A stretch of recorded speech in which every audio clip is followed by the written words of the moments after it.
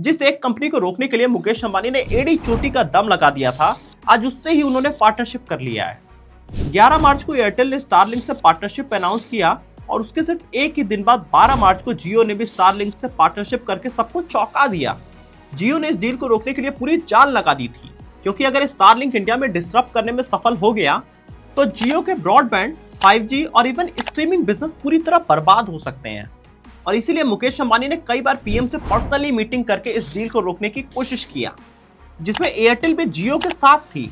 लेकिन जब जियो political condition change हुए तो एयरटेल ने भी अपना मूव बदल दिया, और जब जियो ने देखा कि एयरटेल ने उनके सामने एक मास्टर स्ट्रोक मार दिया है तो जियो ने भी नहले पे दहला मार दिया। एक ऐसी कंपनी जिसे इंडिया में अभी तक एंट्री नहीं मिल रही थी, आज उसके बिना इंडिया के दो सबसे बड़े टेलीकॉम जायंट अपना फ्यूचर नहीं देख पा रहे हैं। लेकिन सवाल यह है कि ये पार्टनरशिप जियो और एयरटेल के लिए एक बड़ी अपॉर्चुनिटी है या टिकिंग टाइम बम जो कभी भी फूट सकता है। इस वीडियो में आज हम समझेंगे कि कैसे एलन मस्क ने सिर्फ एक साल में ही स्टारलिंक को वापस इंडिया में लाने का रास्ता बना दिया।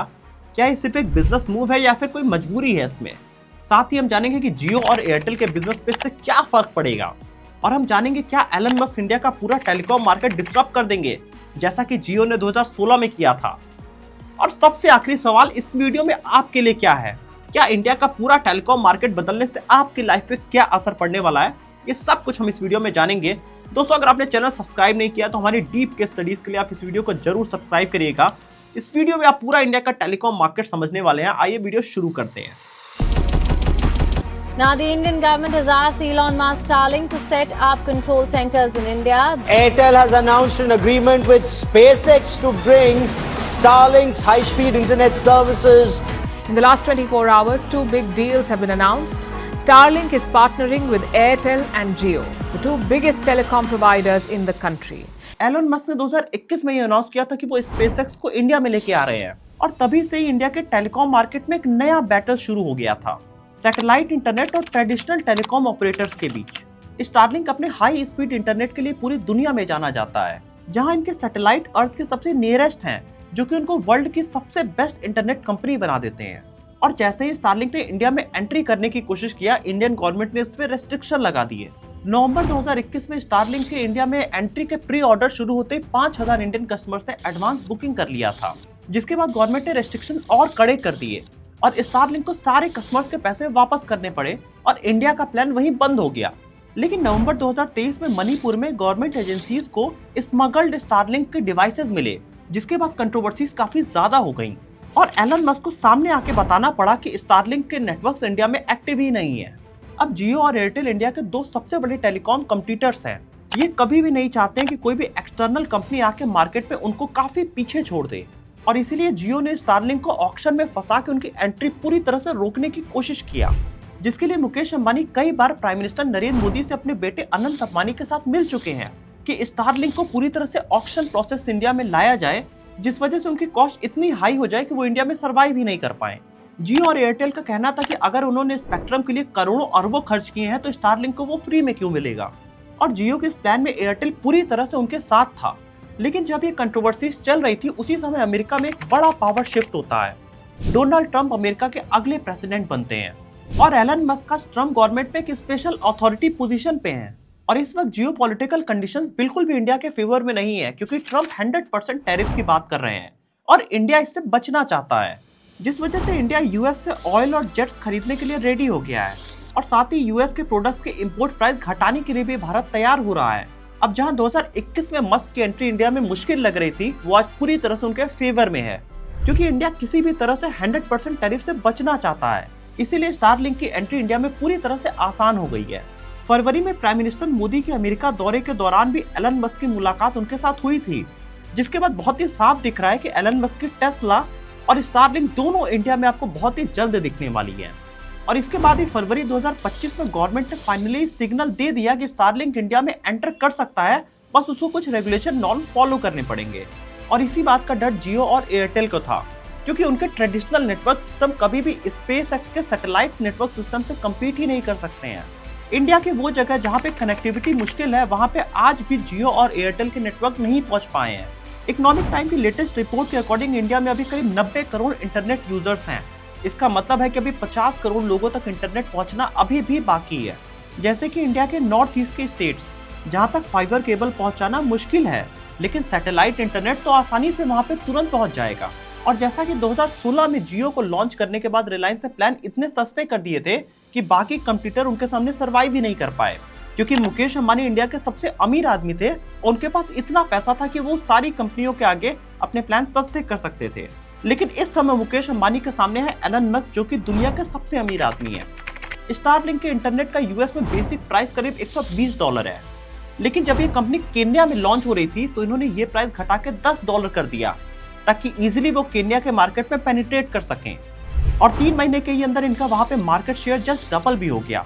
और ऐसे ही कुछ खतरे की उम्मीद जियो के मुकेश अंबानी को भी थी, लेकिन बदले हुए पावर शिफ्ट को देखते हुए एयरटेल ने बहुत ही आसानी से समझ लिया कि स्टारलिंक बहुत ही जल्द इंडिया में आने वाला है।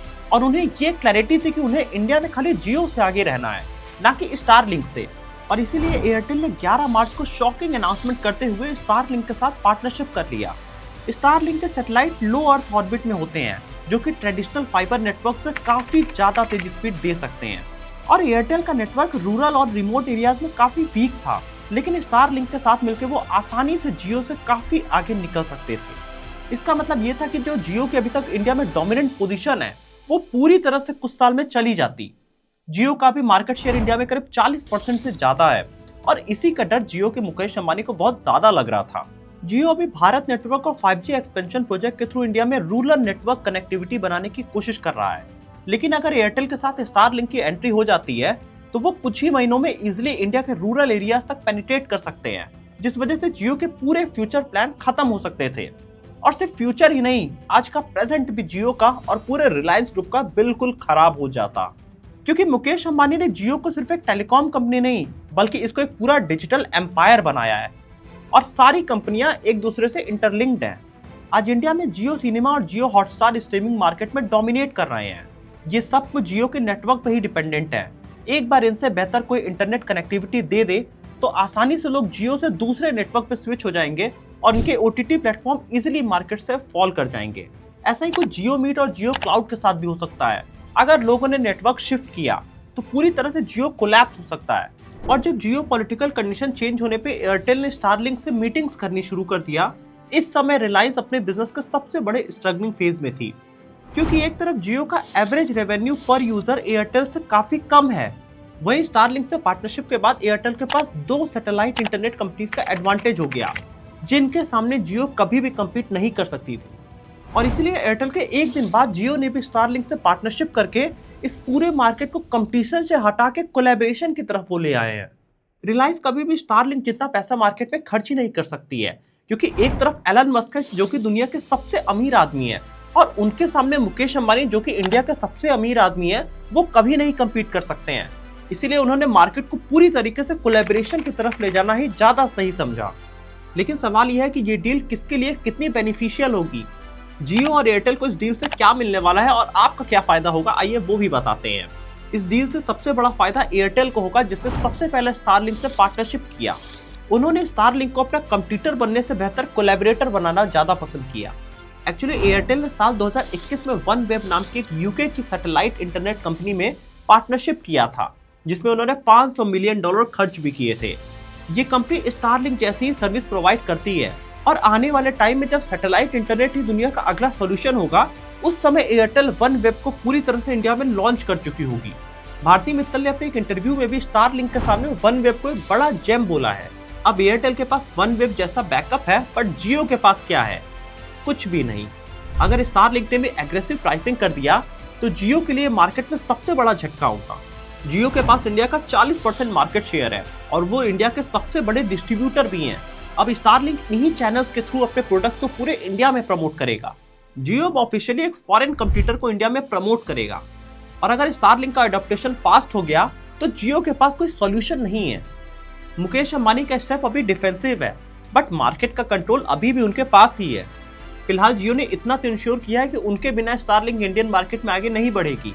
इस डील से जियो को बस इतना ही मिला है कि उनके सामने एक नया राइवल अभी मार्केट में नहीं खड़ा हुआ है, बस इतना ही एडवांटेज बचा है। और आने वाले टाइम में आप जल्द ही देखोगे कि जियो भी किसी एक सैटेलाइट इंटरनेट कंपनी में जरूर इन्वेस्ट करेगा, ताकि उनके सर्विसेज वो इंडिया तक किसी तरह ला सकें। बट स्टारलिंक ने इंडिया जैसे टफेस्ट टेलीकॉम मार्केट में एंट्री तो ले लिया है, इंडिया के रूरल और अनकनेक्टेड एरियाज में डिमांड ऑलरेडी हाई है। अब स्टारलिंक बिना किसी मार्केट कंपटीशन को देखे हुए उस मार्केट में तुरंत एंटर कर सकता है। साथ ही मिलिट्री, मैरीटाइम और इमरजेंसी सर्विसेज के लिए स्टारलिंक बहुत ही जल्द एडॉप्टेड होते हुए आप देखेंगे इंडिया में। लेकिन आज की सिचुएशन एलन मस्क के हाथ में है, तो इसका मतलब ये नहीं कि डील उनके लिए पूरी तरह विन विन है। एक्चुअली इस डील को पूरी तरह से एलन मस्क 20 साल के लिए साइन करना चाहते थे, बट इंडियन गवर्नमेंट इसे 4 से 5 साल के लिए करती हुई दिख रही है। एक्चुअली आप यूएस के प्रेसिडेंट को भी देखोगे तो वो 4-5 साल के लिए आता है, और ट्रम्प की गवर्नमेंट अगले 3 से 4 साल तक ही है, और उतने टाइम तक ही शायद भारत की सरकार इस डील को लेके भी जाए। साथ ही गवर्नमेंट ने डेटा और सर्विलांस के लिए भी स्ट्रिक्ट कंडीशन लगा दिया है, जिसमें स्टारलिंक को एक कंट्रोल सेंटर इंडिया के अंदर देना होगा, जिस वजह से अगर कभी ये इंटरनेट बंद करना हुआ तो इंडियन गवर्नमेंट आसानी से इस पे कंट्रोल कर सकती है। स्टारलिंक की इंडिया में एंट्री एक बड़ा विन है, लेकिन वो मार्केट में कितना जल्दी सफल होते हैं ये एक बहुत बड़ा क्वेश्चन है, क्योंकि इंडियन मार्केट सबसे टफ मार्केट होता है। लेकिन इस डील में जियो, एयरटेल और स्टारलिंक का फायदा हो ना हो, आम इंडियंस का बहुत बड़ा फायदा होने वाला है। इंडियंस के लाइफ में इसका 3 बड़ा इम्पैक्ट होगा। सबसे पहला इम्पैक्ट, इंडिया के रिमोट एरियाज तक हाई स्पीड इंटरनेट बहुत ही आसानी से पहुंच सकेगा, जिससे स्टूडेंट्स, स्मॉल बिजनेसेस और हेल्थ केयर सेक्टर पे आप एक बड़ा इम्पैक्ट पड़ते हुए अगले कुछ सालों में देखेंगे।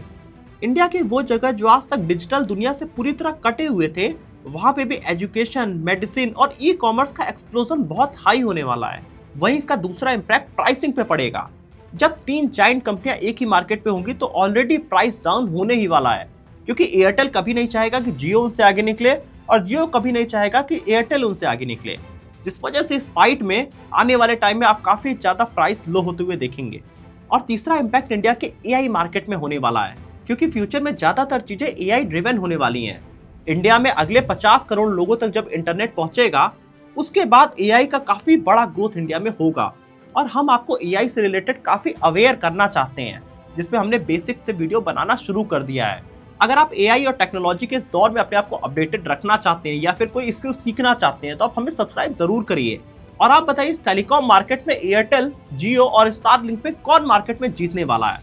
दोस्तों कमेंट ऑप्शन में जरूर बताइएगा। वीडियो अच्छी लगी है तो वीडियो को लाइक करिएगा और चैनल को सब्सक्राइब भी करिएगा।